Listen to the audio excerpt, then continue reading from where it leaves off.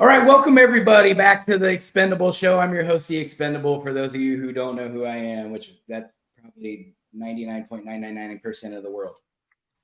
So today on the show, we're going to take a break from politics. For one, because I have a political headache, and that's why I have my glasses on, because my brain hurts and it's making my contacts hurt. So today we're going to talk about MMA. We're going to talk about boxing. We're going to talk about a lot of fighting.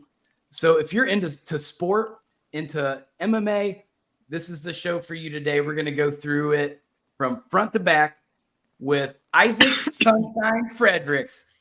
Welcome to the show, Isaac. I'm choking. I see that. Don't choke. It's not that serious. The show's not that serious. No. I swallowed weird, but I'm good. So Isaac is so you're already getting fans. We got comments in the comment section already. We're only 20 seconds I see in. that too. Yeah, you should be able to. I can't see that. That's funny. Yeah.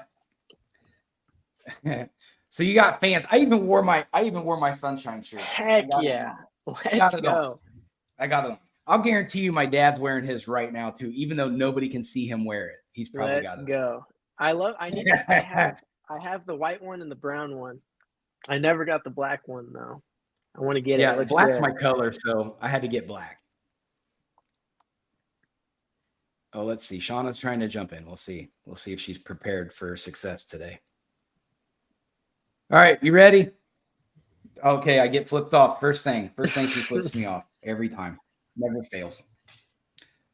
So, Isaac, we're going to talk about your fight career, and we're going to start from the beginning, and we're going to go to the end, and then we're going to dissect the Sunshine from beginning to end. So, let's talk about. So a lot of people don't know Isaac wrestled in high school. So I want to start there, Isaac, and let's talk about your wrestling background and how that drove you into the next phase of your fight life. Yeah. Okay. So I don't even know what made me start wrestling. I wasn't really the type of kid that I wasn't an aggressive kid or anything, and I was really nice. And that was my issue in wrestling. I started my sophomore year, and I didn't win once my sophomore year. It was bad. It was real bad. And eventually I kind of figured it out, and I learned how to be mean a little bit, and I stuck with it because all my buddies did it, and I think that's what got me into it. They kind of dragged me into it, and right. My senior year I got a lot better. I just was figuring out how to be mean, and I was figuring out how to actually apply my technique rather than go out there and spaz out a bunch, and I think that helped me out a lot. But I still was by no means that great my senior year. I got beat up on a lot and stuff, and but I enjoyed it so much. I loved wrestling, and I wish I would have started it way earlier, just because of what it did for my confidence and what it did. I don't know. It just gave me so much personality and so much wisdom, I think. It's a really unique experience. I think that every young man should wrestle. I will second that. For those who don't know, I also have a wrestling background, so I know exactly what Isaac's talking about. It's just you. There's no one to blame but yourself. So, it's not like playing basketball or football where if somebody else makes a mistake and you lose, you can point the finger at somebody else. It's just you. So you get to reap the benefits of your own hard work. And that's what separates wrestling from a lot of other sports. And I think the amount of self-discipline that you have to elevate yourself, just like what Isaac said, he came in late in the game. And in the wrestling world, if you don't start wrestling by the age of 4, you're probably not going to win a state championship, because that's what these kids do now. They're all club kids, and they go from a very, very young age, and then they go, by the time their senior year hits, they're a 3-time state champion. It's just kind of how wrestling works. So when you come in late in the game, it makes it difficult because you don't have any matches under your belt, and you're wrestling guys that have wrestled probably 200 matches in their career already. So for Isaac, he had to play catch up, and that's a big feat. And so for you, Isaac, to look at it as, okay, I didn't win a single match the first year, and then I got better every year and built that up. That's a huge confidence builder. So, that for you to stick with it and to continue to improve your abilities, that's a testament to your hard work and your dedication to yourself. So I like hearing that. So let's go into from wrestling and then what happened. Okay. I graduated high school, and it's actually before I graduated high school. The whole time I was wrestling, I had been seeing like just clips from the UFC on my phone and stuff, and I thought that was sick. I thought that stuff was so cool, and I Right. never considered it an option for me to do that. I just thought it was sweet. And after wrestling ended, I kept watching that, and I just kept on learning more about it and getting deeper into it. And um, I discovered a jujitsu gym really close to where I live. I lived in Arlington with my dad at that time, and the jujitsu gym was only 15 minutes away. And like Right. 2 months after I graduated, I gave it a go, and I went there, and I was genuinely convinced that I would have a huge upper hand against everybody because I wrestled in high school, but I did not at all. Not that I thought. And I got beat up by a lot of guys, and I just learned how to grapple, and I stayed really consistent with it. And I did my first tournament, and I did decent at the tournament. I went 3-2 or something, and then I met my buddy Hayden at he came to jujitsu, and I met him there. Right. And he was saying that he had an MMA fight coming up, and I was like, dude, I've been trying to figure out how to get into MMA. Where do you even train at? And he was like, dude, just right down the road at Demolition Fight Team. And I had researched, and I had looked, and I had never heard of this place. And I was like, man, how did I not? It's in Findlay. I live in Findlay, and it's 10 minutes away, if that, from Findlay Jiu-Jitsu. And so eventually I went to MMA with him, and that's how I started that. I still go to jiu-jitsu. And my jiu-jitsu coach, Tyler Beckley, he's pretty good. He's I always describe rolling with him as a gorilla petting zoo, because there's these gorillas. He's like a gorilla. By rolling with him, you're petting him, and if you do something weird, he knows exactly what to do. He'll just end it. And he's big like a gorilla too. He's enormous. And he is an IBJJF world champion. When he was a blue belt, once when he was a blue belt, once when he was a purple belt, and once when he was a brown belt. And now I think he's a 3rd degree black belt. And the Findlay Jiu-Jitsu is his gym. He made that. And I've done, I think, 4 jiu-jitsu tournaments. 3 of them were back to back to back weekends. I've been Right. meaning to do more. I've been doing it for over 2 years now. And with jiu-jitsu gyms, you got to kind of get a good one, because sometimes you go to a gym and they want you to stay, so they give you your blue belt quick. You get your blue belt Right. just so you feel good. Like all the stripes and the blue belt, just to get you coming back, and then you don't have good blue belts. They, I'm still a white belt. I have 4 stripes on my white belt, and since I started MMA, I haven't been as consistent as I was like before I started MMA. Which is fine because I'm like still training and stuff. But I'm still a white belt. I'm thinking I'll probably get my blue belt soon. Um, I think I want to compete one more time.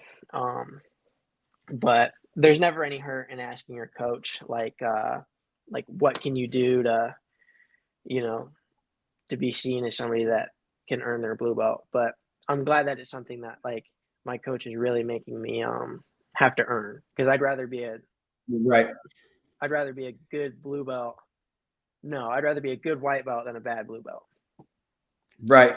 I mean, that's You a know what I good way mean? to look at it. There's so many commercialized martial arts gyms out there that hurry up and belt you through the system because Yeah. you're paying a bunch of money and your mom and dad expect results.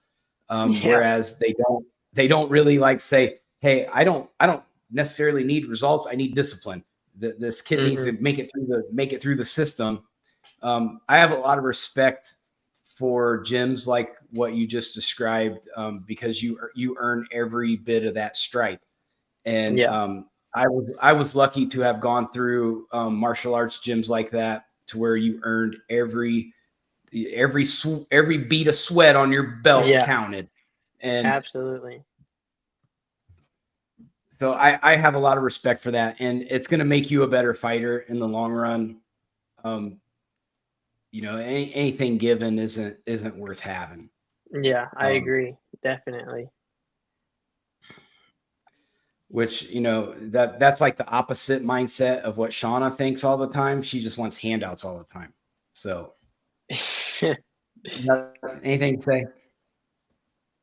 No. Can't help it that people just want to give me things. That's not my problem. I can't help that people Yeah. want to be generous. Right. Hey, I need some merch. I need some merch like what Sunshine has. Can we get like a fat head made? Sure. A fat All you gotta do is head. take a picture of your Yeah. head. Of We course. get let's get a fat head. Let's get a fat head made of myself and one of Isaac, and we'll hang it up in the office. Huh? Fat heads are cool. That'd be pretty sweet. Yeah. I know, right? Fat heads are awesome. I always wanted a fat head of myself, but everybody just tells me I'm just being egotistical. See, Nicole said it right off. We don't need a bigger head for Eric. Isaac That's thinks funny. he needs a fat head of himself. My hair Let's just get about makes my head big enough. right. And you know what? I was looking at your not to get distracted off of the topic, but I was looking at your vacation pictures, and at first when I first saw it, I was like, "Oh my gosh, is that Uriah Faber?" That's You hilarious. you have the Uriah Faber swag, I and love that. like which he's a deceiving fighter too. So Yeah. when I saw your name was Sunshine, that you're Isaac Sunshine Fredricks, that's your fight name. I was like, you know what? That's perfect for him, because that that's what I thought of when I saw those pictures of you down in Florida. I was like, man, Sunshine, this is the best thing. He's got the Uriah Faber California Surfer Boy swag, and he's bringing it to MMA bigger and better than Uriah. Even though Uriah Faber did win a fight with like 2 broken hands, but that Yeah. was pretty sweet. That was pretty sweet. Heck yeah. So if you can get down into that legendariness, that would be awesome. Absolutely. That's why I started growing it out, because it started to get kind of long and it was like curly, and I had the bowl cut, and um it was looking real beachy, and I kind of liked that. Yeah, it works. It works. Because it like if I was an opponent, I'm looking and I'm sizing you up before the fight. I'm going, what is this? But then you go out there with your crispy striking, and they got to rethink everything real fast. Absolutely. I think It's a it'd be good cool strategy. to do cornrows too while I fight. Yes. Yep. I think I've it would done be them awesome. We before. should They definitely do look that. good. I do rows all the way to like here, I have a headband in right now, and so it pushes my Right. hair back, and it kind of looks just like this, except it's cornrows. Yeah, that would be sweet. That would be super sweet. It would. I don't think anybody in the UFC does it like that specifically. Yeah. A lot of cornrows, but not like that. Yeah. All right. So, go Sorry, ahead. I was gonna say I've seen Sugar Sean do that once where he did rows all the way to the back, and it looked a lot different since his hair's like super curly, but I think I could Right. rock that. You definitely could. You should do that Almost like a because mullet. style points matter when you're fighting. Mm-hmm. Yeah. Definitely matter. I mean, I If you highly want encourage people it. watching. I have like a live fact checker on this show. I forgot to tell you that. And it's Grandpa. So anything I say, he fact checks it. And then he puts Okay. me on blast. So he has fact checked me. Well, for one, he wanted to tell you hi. For two, I think he might be, your hair might be longer than his, I think. It could be. He's where I get it from, definitely. Yeah. I mean, yeah. So 100%. so I think you've got him beat in length. Yeah, I'm pretty sure you do. You think it's about Yeah. time to cut it? Oh yeah. Especially since yours is wavy. So if you straighten it out, it definitely has Grandpa beat. Yeah. Yeah. I need to cut that stuff. Yeah. But Nicole agreed. She thinks your hair's longer than his. So it's a consensus. All right. So going on in your career, so you went and you started out. You've got your jujitsu. You've earned it. You had your wrestling, and so then you decided you wanted to go and train in MMA. So you said that you spent a lot of time watching like the UFC and stuff. Did you have a certain fighter that like you really like looked at and you're like, wow, I want to fight like him? Sean O'Malley, definitely. Right. I love watching Sean O'Malley, and I've always loved watching Sean O'Malley. Just because me and Sean O'Malley have literally the exact same build. We have the same height, we have the same Right. reach. I'll probably fight at bantamweight, and so it's just like it's hard like not to want to watch him because it's like I see that as like what I could do and Right. like what my That's body's smart. capable of. Yeah.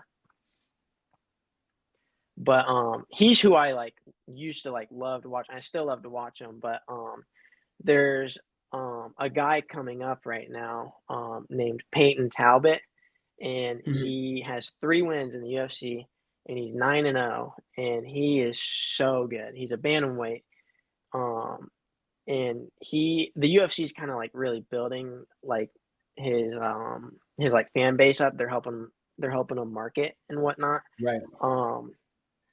He's real good, and he's gonna be real good, and he's my favorite fighter to watch right now.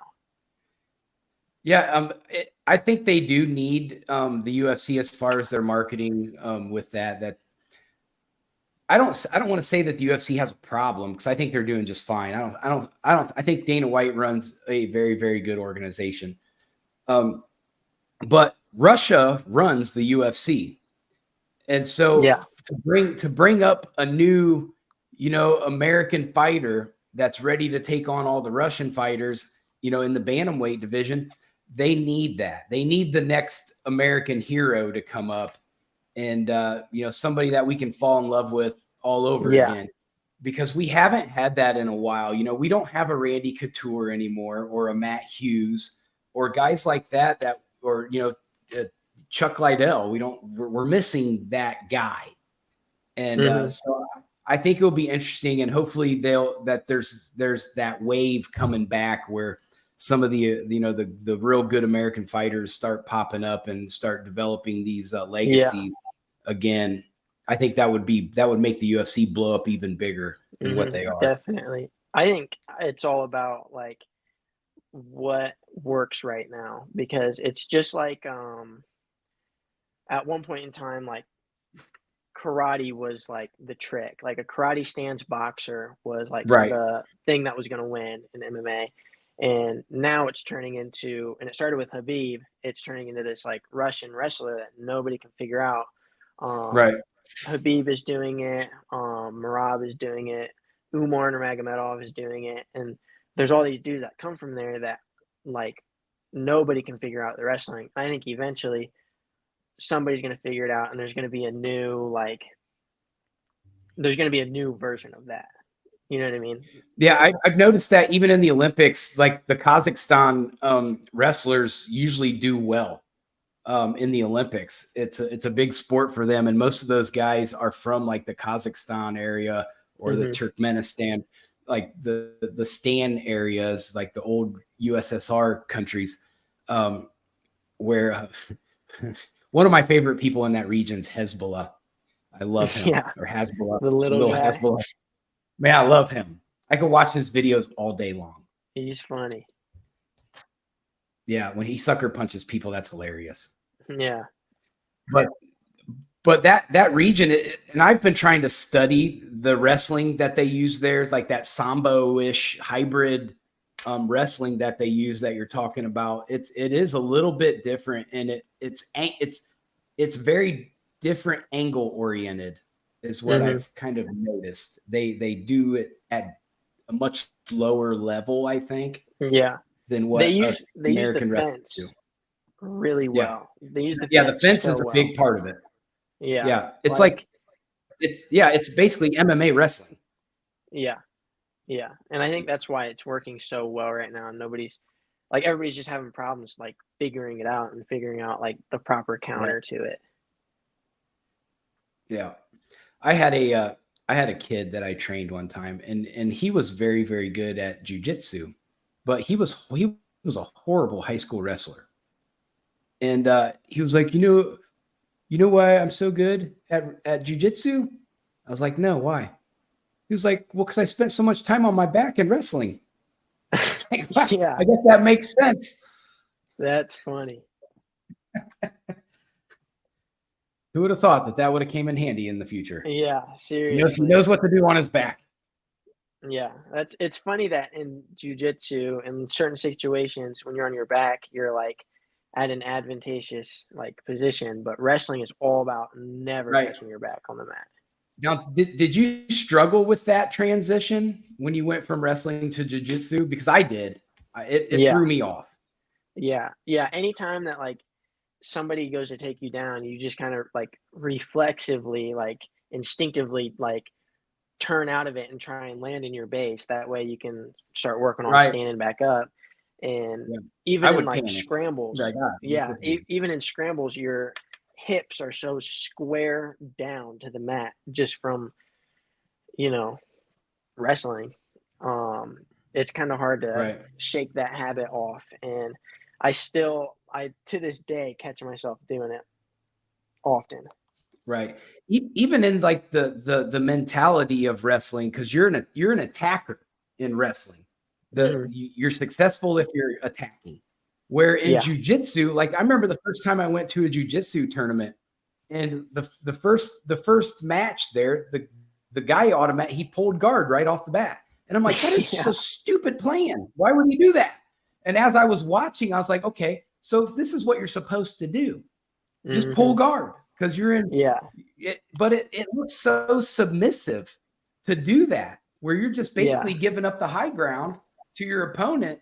Strategically, it didn't make any sense to me. But then as I, grew in jiu-jitsu, I realized that this is advantageous. You have a lot of weapons at your disposal from your back. Absolutely. So that was a big eye opener for me. And and I adjusted. It took a while, but now I probably in a bar fight I'd probably drop to my back and get kicked in the face probably. Yeah, or get something thrown at you. I'm a pull guard. Yeah, I always make that joke when I'm like hanging out with people. They're like, "What if I pull a knife on you?" I'll pull guard, man. Instant guard pull. Yep, like, pull guard. What do you do? What do you do if somebody pulls a gun on you? Pull guard, duh.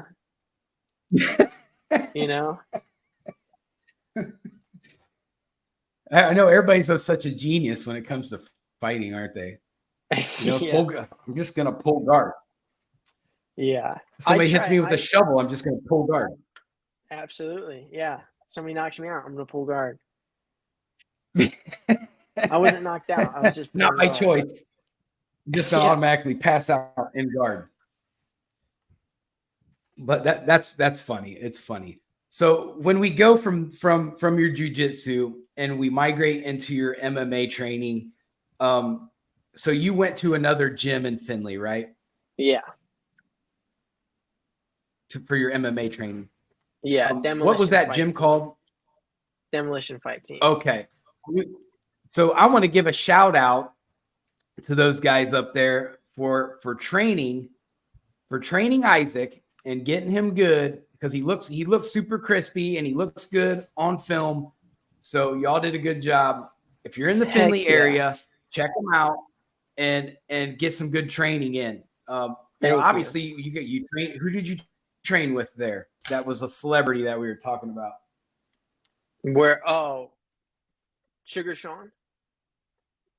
Yeah. So you got to train with Sugar Sean O'Malley, the guy you looked up to. Yeah. And you got to train with him.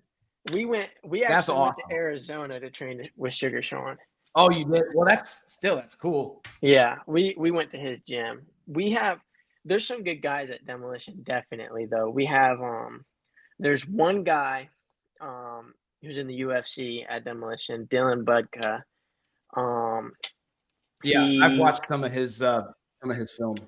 He has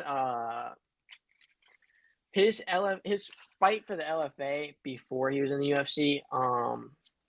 It was 2 fights before his Contender Series fight.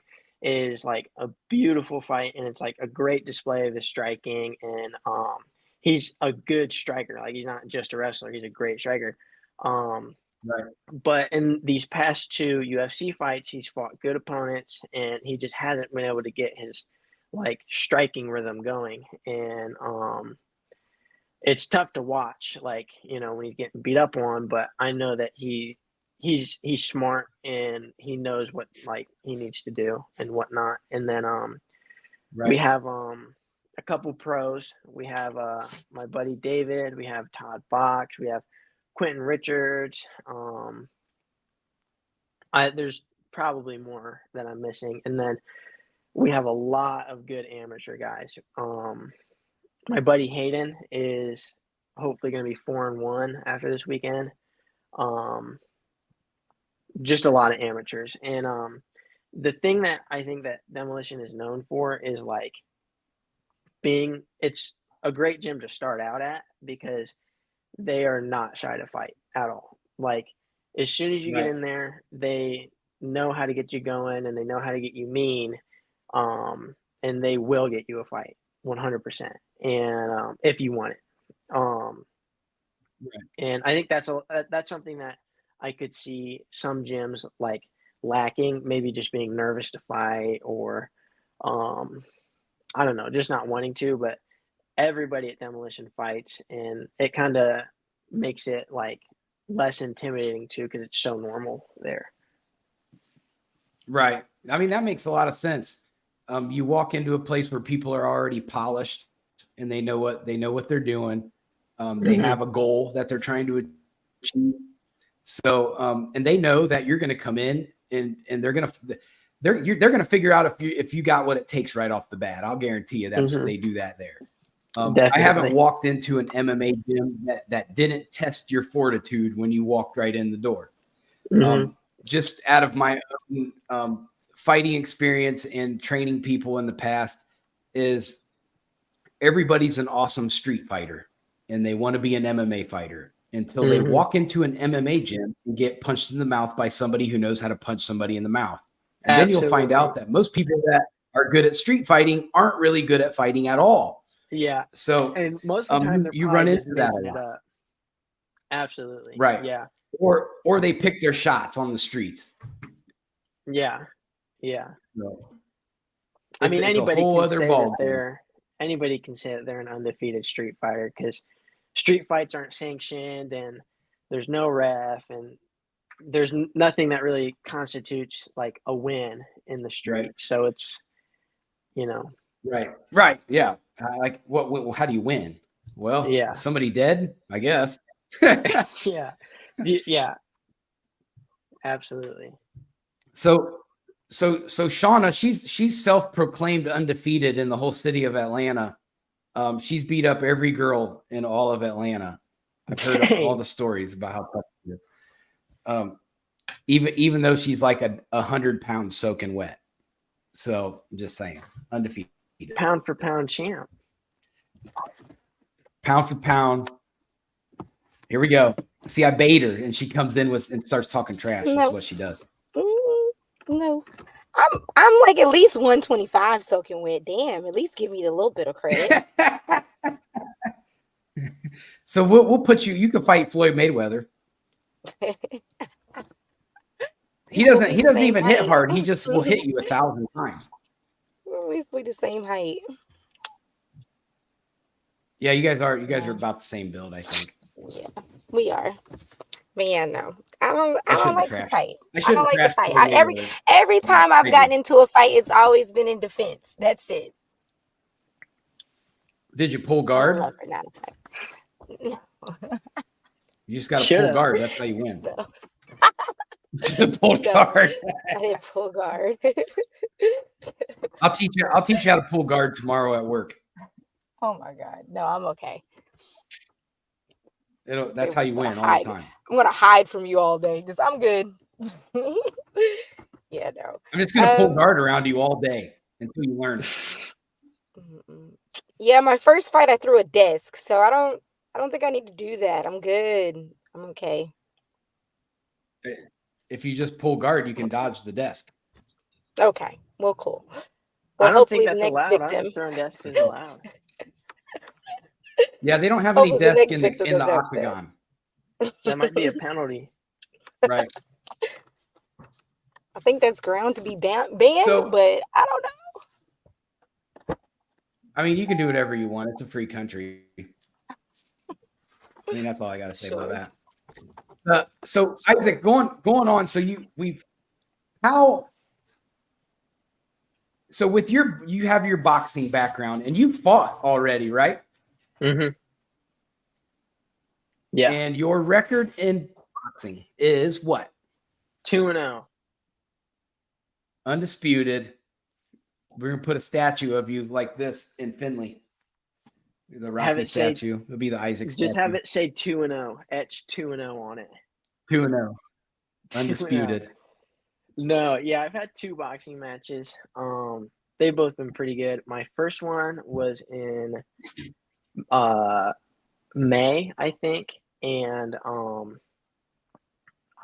between that one and the one that I just had a couple weekends ago, I've probably done like 6 like just exhibition kickboxing matches, and those are great. Those are really just like hard sparring rounds, because we're sparring against like people that we train with and stuff. It's just like club shows for charity. They just do a bunch of exhibition matches, and I like those. Those are a lot of fun. And then just a couple of weekends ago, I had my boxing match that I won, and I don't think I'll box again until I make my MMA debut. And that's very exciting. But I want to still follow through on your boxing career because I've watched both of your fights, or at least the clips that I think Jensen put online for us. But one thing that I've noticed, and we were talking about this before we went live, that there's a big difference between your striking from your first fight to your second fight. And it was distinctively noticeable for me. And I'm a film junkie. I could sit down and watch film all day. So I dissected it really, really well. And so you're throwing with more confidence. You're throwing with more speed, and you look a lot more comfortable now in your stand-up. And, that just shows the amount of work that you're putting into your striking. That's going to pay dividends, especially when you go into MMA, because there's not a lot of MMA guys that have a disciplined boxing background of people who actually know how to strike properly. So what did you do? What did you do in your training to improve your striking? I think technique work is like the most important thing, and I really could have done more technique work, and I wish I would have done more, and I need to do more because technique is like so important. And if you're technical, then you can be anything, in my opinion. And so I was just really working on like trying to stay technical in sparring and when I'm shadow boxing and when I'm hitting mitts. And that also includes like just staying like calm and being able to think through like the boxing exchanges just like I would a grappling exchange. Even though like boxing is like a lot higher pace and the exchanges happen faster than they do in grappling, it's still important, I think, to think through them and solve it like a puzzle. Right. My first opponent, I just had a brawl with him, and I was just throwing everything I was throwing was like as hard as I could throw it. And the rounds were only 2 minutes long. There were 3 rounds, and by the end of the first round, I was just gassed, like horrendously gassed. And the rest of the fight, like my arms wouldn't stay, like I couldn't keep my hands up, and I was just a mess. And that was something that I really improved on. Not only like you got to kind of let some shots not be power shots, just like touch them a little bit, and that's something that I did way better. And because those are the shots that get you the power shots, and I think that's just the main thing that I did really good. My second match is a lot slower pace, and I was a lot less gassed throughout the match, and just because I was calm. So do you think you developed a lot? Yeah.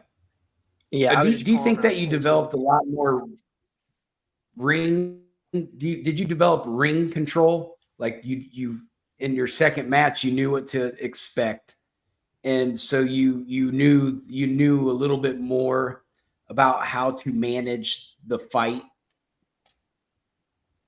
Yeah, definitely. Yeah, I think when it comes to like literal ring control, like controlling where they're at in the ring, I was good about getting out of the corners of the ring and keeping my opponent in the corner of the ring. And then when it comes to just like nerves and like angst and stuff, I definitely improved a lot on that. My first boxing match, I was like amped up for, and amped up like nervous. I was we were sitting in the taco restaurant because it was at a taco restaurant in the parking lot, and me and my opponent were sitting like right across from each other in the taco restaurant, listening to the ref like talk in the fighters meeting, and like the whole time we were sitting there, I was just like giving him like the side eye, looking at him. I was getting on my phone and scrolling because I was just tweaking basically. And then the whole thing, I was supposed to have a walkout, and the ref like went outside and like pulled me outside and was like, "Hey, get in the ring." And I got in the ring, and there was no walkout. And get in the ring, you got to fight. Get in there. It was just kind of a mess, and it was really weird. And the boxing match itself, I picture it to be like Mexico. Yeah. The boxing match itself, well, that's fun. It was on Cinco de Mayo, my boxing match, and so I don't know. It's like you just throw a couple roosters in there, go. Yeah, I felt like a rooster in there, seriously. But my most recent one beforehand, I was like sitting in the back, which the second one's even funnier because the area where we were warming up was called the Diva Den, and they do like drag shows there. Can you believe that? I warmed up in the Diva Den. That's crazy. I was hitting mitts in the Diva Den. Diva Den. It was it was all like decorated and stuff. Hey. And it was funny, but I was just calm and I Nice. was completely like zen and just breathing in and out. And I think that's a big misconception about fighting is like it's like coked up dudes beating each other up on adrenaline, because like there's a huge benefit to just like calmness. And I think a lot more fighters are really calm, like a lot calmer than a lot of people would think. Yeah, I agree with you on that. Because you can't just go out there and spaz out. Just like you said, you'll gas out so fast. You have to control your oxygen intake, when you're fighting. And if you're too amped up, you're going to gas out. Mm-hmm. Actually, you're exactly right. And I'm glad that you understand that.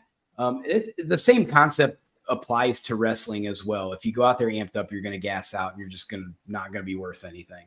Mm-hmm. So, what did you do like pre-fight for your second fight? Like, did you have your beats on and you're listening to your music? Like, what would be like your go-to song before the fight? Well, so before the fight, I actually didn't listen to any music. I meant to, and I brought my headphones like specifically to listen to music, but I was just like, I don't know. I was too calm too, and I just felt like normal. And I felt like I was like ready to box smartly. But when it comes to like what music I would listen to before I box, I think my favorite like pre-fight music and like practice music is Deftones, 100%. Oh, I love the Deftones. Good choice. I love Deftones. Nick Diaz walked out to Deftones. That makes sense because he's from California, right? Mm-hmm. Yeah. So the Deftones are from San Diego. Absolutely. Yeah, I love Deftones. But so did you go through any like visualization before your fight? Like see the fight before the fight, kind of mental preparation like that? Yeah, kind of like I think that's very. Now go ahead.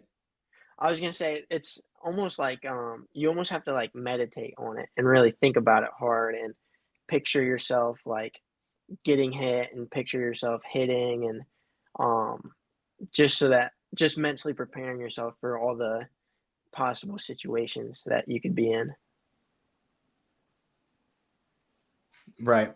And I did the same thing. Like it was very mental for me as well, where I even did this in high school before football games. I would play the game in my mind before the game.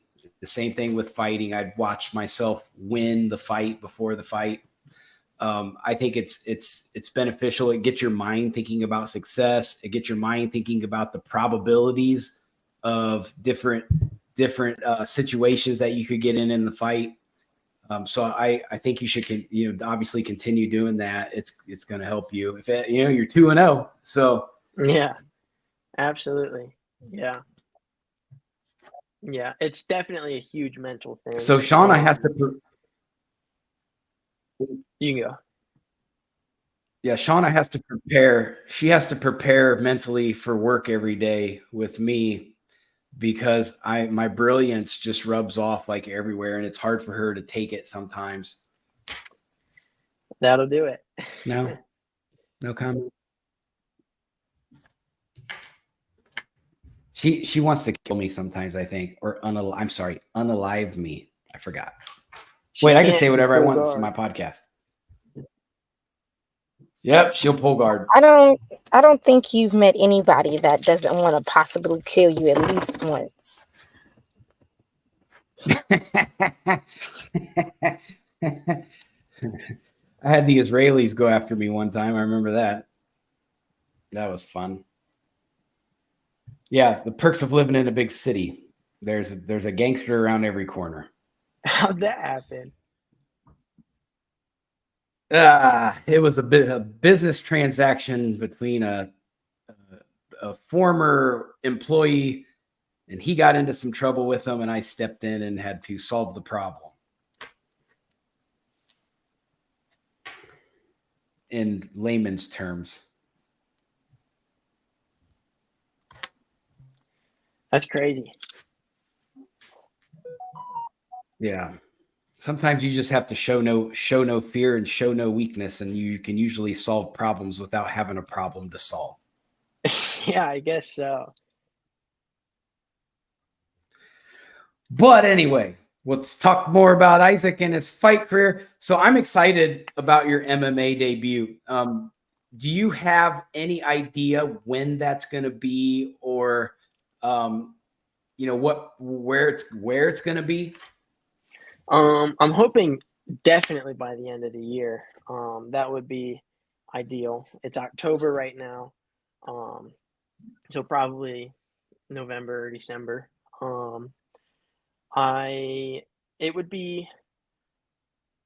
It could be in Fostoria, Ohio. That's where a lot of my coach puts on a lot of events there, and he puts on MMA fights there sometimes, and he debuts a lot of guys there. It other than that, I don't know. Somewhere probably random, just around the surrounding area. But eventually, what a lot of guys do around here now is they fight in Kentucky after they get a couple amateur fights in Ohio. Not to turn pro, but because in Kentucky, as an amateur, you can knee and elbow to the face, and or no, nice. You can't elbow. You can knee and kick to the face, not elbow. But people around here like that. They like going down to Kentucky and kneeing each other. Right. Sweep the leg. That's what Colin said. We got a Marine in the house. He says sweep the leg. It works every time on the Karate Kid. Isaac, do you have a like a goal that you're trying to reach, like with your boxing and MMA? I just want to get really good at it. I want to see how good I can get at it. And it would be really cool to go professional, and it would be even cooler to end up in the UFC. Okay. Have you given yourself a time frame for that? I want to move to Arizona in like 2 years maybe, specifically to train at Sean O'Malley's gym. They have a lot of really good guys there, and a lot of really good guys around my weight. And I think I would really benefit from that. And I think that sometimes, like, moving away from your hometown is what it takes to become like the best you can possibly be at something. That's fair. I agree. It'd be good for you too, though, because then it gives you, it opens up the possibilities of more. Like you might even do better than you thought you would. You might even move up weight classes and stuff. So that's cool. That's a cool way to think about it. Yeah, and I don't really want to live in Ohio. That's fair. I totally understand that. I want to go somewhere warm. Well, Arizona is definitely the place for sure. Yeah. Yeah. It's real warm all the time. I won't live there forever, just until I get tired of it, probably. I have a friend who she's originally from California, and she stays in Arizona now, and she's like, I might have to move back to California. It's just so hot out here. Every day she's like, I'm really reconsidering it. It's hot. So with your, I agree. So when the UFC, there's kind of like a secret formula with the UFC, and you have to be in the right gym. So as you hate it because you're eventually gonna have to abandon gym that gave you loyalty, that gave you your start and showed you the ropes and put a lot of work into you. But eventually it does have to happen. Yeah. And you're going to have to go to a gym that's established with the UFC. It's just like boxing. Any other sport, you have to, if you go to Defiance College, you're probably not going to the NFL. But if you go to Ohio State, you're probably going to the NFL. It's kind of the same concept in the fight world. So it's a necessary evil, and it's probably going to give you a fast track to the UFC, and they're going to show you exactly what it takes to get there. Yeah. They you need to be training with like the best people in the world if that's what you want to be. Yep. I agree with that. And so you have the game plan solid. You've got a solid game plan. You're showing that you have the work ethic, which is awesome. Just seeing your first fight from your second fight is like night and day. I think you have a lot to learn yet, and there's a lot of knowledge to gain. And I look at it as, even me being old and 65 years old or however old I am now, I'm forever a student. Forever a student. Yeah, that's a good mindset. So don't ever lose that mentality. Yep. Absolutely. Shauna's smiling like I said something really smart. But it's true. You're forever a student. In the martial arts world, there's always something to learn. You never run out of stuff to learn. Yeah, absolutely. Yeah, they'll come up to you one day and go, Uma Plata Day. Let's do Americanas. Then you're like, how much more stuff is there to learn? It never ends. A lot, yeah. They find out new stuff about it too every day. Yeah. There's some kind of joint manipulation that somebody develops, and I get stuck like this. I end up like this all the time with a leg or an arm. Yeah, I will end up manipulating some kind of joint just by doing this. Yeah, that's every time. Instinctive. That's my go-to. That's funny. Yeah, it's good lever. Yep, instantly manipulate the joint. It is a very good lever. It's a solid lever. Works well on the shoulder. But it's exciting that yeah. But it's super exciting that I've got to watch you from the outside, and like I sit there and I'm like, finally somebody did all the stuff I did, and I can share stories with, and I can watch them progress through, and it's really nice to see this all transpire, and hats off to your dad for giving you the support, because I know he's supportive. Your dad's is awesomely supportive of a lot of stuff. So yeah. And hi Jason, if you're watching. He will be. So that's good. Good. He's a good man. Yeah. He's so excited to watch me fight. He talks about it all the time. I actually work with him at the hospital. We are in the same room all the time, and he's always got his shirt on all the time. His Isaac Sunshine shirt. Often, very often. Nice. We're gonna get some merch made, Shauna. I don't know what for, but we're gonna do it. It's a good move. That design of Isaac Sunshine Fredricks, I was inspired by vintage basketball t-shirts. Oh, very nice. You can kind of see it looks like a Phoenix Suns shirt. So are you a Phoenix Suns fan then? No, no, I don't even watch basketball. I just the shirts are cool. I don't either. I think it's I think cool. I think basketball is like I only like I think it's great fight cardio. yeah, yeah. I think basketball is cool in the same way that like skateboarding is cool. It just looks cool and it's like I don't know. I wouldn't do it, but it looks sweet.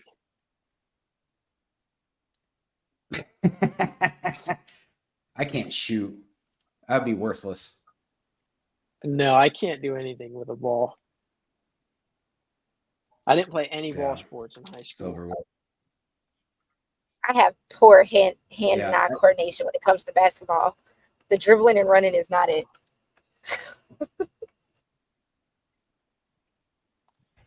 that's fair. She tried to throw a little spongy ball at me today and like totally missed by like 25 feet.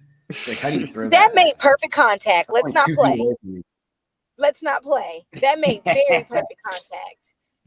Everything I've thrown at you has been perfect contact. So let's not go there. I'd miss. I can't throw anything. Just my It's fist. okay. You throw Just keep throwing your haymakers. punches. Yeah. Yeah, just keep Yeah. throwing them. You'll be okay. And Nicole said she's very excited for you and can't wait to see you progress. So we need to keep seeing the videos on Facebook. One of these days, Heck yeah. hopefully time it out where I get to be in Ohio and watch live. That'd be sweet. That'd be sweet. Yeah, I need to do a better job at posting my Yeah, fights. it'd be a lot of fun. My entire my whole entire second boxing match that I just had isn't on like YouTube or anything yet. There's like clips and stuff on my social media, but I definitely need to get that out there. Oh yeah, most definitely. We can get you can start to market Look, I'm about to yourself pretty fight good right because you now. got to eventually, when you go pro. What's she yelling about? I said I'm about to fight right But you now. can start to market yourself. Don't do that. Jeez, on beats. Start talking about fighting, and then people want to fight now. It's always how it works. But you can market yourself, and the whole sunshine thing. Like you can get your videos out there and get people watching them. Then pretty soon, people will buy your merch, and they're gonna be watching your videos all the time. So it's definitely something to think about. As you go through your fight career, because your first few pro paychecks aren't going to be very much. No. So you Not got to for a remember while, that. probably. Yeah. You're going to be fighting in casinos and cool. You're going to go to some cool places. And they're going to let you stay in the hotels, and they're going to give you a line of credit in the casino after the fight. But the cash they give you isn't going to be very much. Yeah. Yeah. Yeah. No, it'd be sweet. I think selling shirts and stuff like that is super cool, and it'd be crazy selling like people who I don't even know would be like buying my shirts. That would be nuts. Yeah. Yeah, that's crazy. Can you imagine like going out to like like Chicago or something? You're just going there on vacation and you're walking down the street and somebody's got a sunshine shirt on. Yeah, and they like have seen me fight and they like know a bunch like stuff about me. Yeah. That would be nuts. They go like Beatlemania on. You're like, oh, it's sunshine. You need a picture selfie. Yeah. Yeah. That'd be sweet. That'd be crazy. You're heading in that direction. You keep training hard, you're gonna get there. That'd be sweet. Definitely would. Definitely would. But that is going to be the wrap up of the show. So we're at about the hour point. I want to thank you, Isaac, for coming on the show and talking about your fight journey.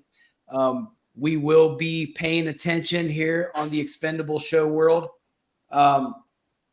It's a lot of fun seeing you seeing you go through this and all the work you're putting in, you know, you definitely are doing the right thing. You're heading down the right path. Just keep it up.